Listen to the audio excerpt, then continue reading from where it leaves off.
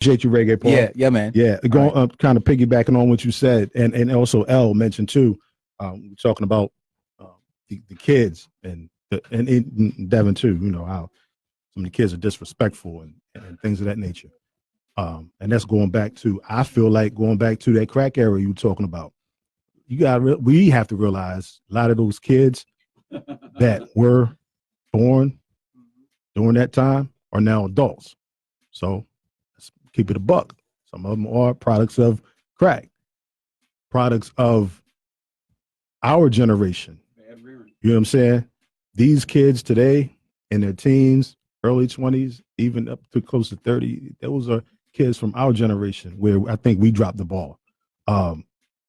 We talk about hip hop, from hip hop to history to everything, you know. And I think a lot of it has to do with I always say, everyone says it. The time we grew up, our generation is the best, and we always say, I feel like ours is. I don't. You know what I'm saying? I don't see a lie with that. I mean, I don't. I mean, if like I said, I'm a student. I'm a student of history. Yeah. You know what I'm saying? Like I look back. You know, I look at 40 styles sometimes just for fashion ideas. 50s, 60s. I mean, 70s was a terrible period. Bell bottoms and polyester. Right. But I mean, if you really, you know, are a student of history, dude, like again, that's why I even came up with because I wanted to figure out why, you know, our community was so, you know, off the chain, right? You know, you know, and right now, you know, and it all just pointed to that one place. You know, historically, you know, we've always been a people who I always thought did more with less. Like you remember in the movie Ray Charles when Ray was a little boy and the old black man was like, you want to learn how to play piano, don't you?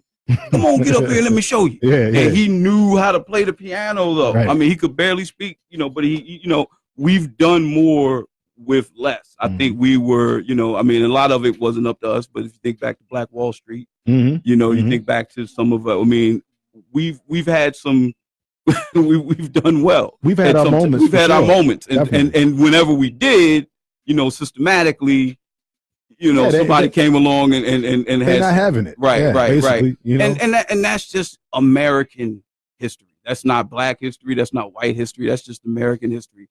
And to me, you know, some of our race relations would improve if we just are more honest about our history and not take it like, you know, so personal. You know, I mean, whenever you're trying to talk to somebody that's non-black about American history, you know, they, you know, well, you guys are on crack. Or you guys are, you know, well, look at OJ. Or look at, you know, what about Mike Vick? You know, it always comes, you know, right. You're like, dude, like, listen, man, I'm not, listen, bro, I'm not, the only thing I'm trying to do is just say, look at the history and then make your determination of what you feel about us.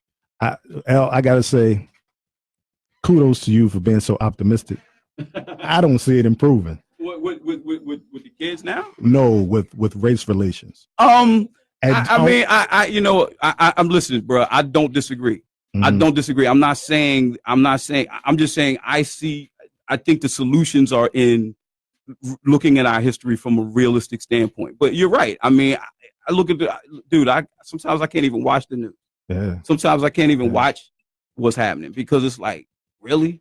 Like, you know, really? Yeah. Really? I mean, when you just think about, Trump, you know, you just think about the election of him, which is a reflection of America. Exactly. Me. Exactly. Like, you know, Thomas Jefferson said, you get the country, you get the government that you choose. Yeah. You know, you get the government you deserve. You know, Trump came out speaking to a portion of the electorate that felt marginalized during the Obama years, who felt like the country wasn't theirs anymore during the Obama, you know, administration. A black dude in a White House.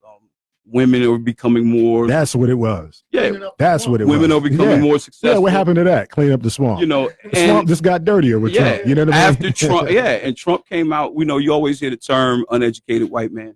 Always, you know, angry uneducated white man. Angry uneducated white men aren't just people that didn't go to college. They're not just rednecks. They're people that own HVAC stores. They own auto repair facilities. They do, you know, so they got money.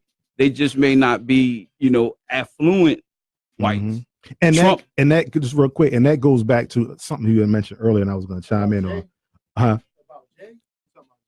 Well, no, well, what kind of like when we were talking about the progression of, well, not the progression, but the journey, Right. you know, what we experienced, you know, Right. from slavery, Reconstruction, so on up to now.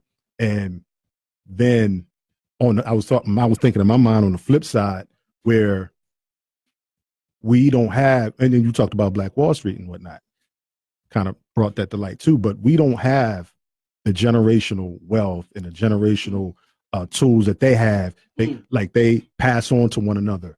Like you said, like look at Trump, prime example. Oh yeah. You know what I mean? He's a C student at best, but because he grew up in a wealthy family, he got wealth passed on to him.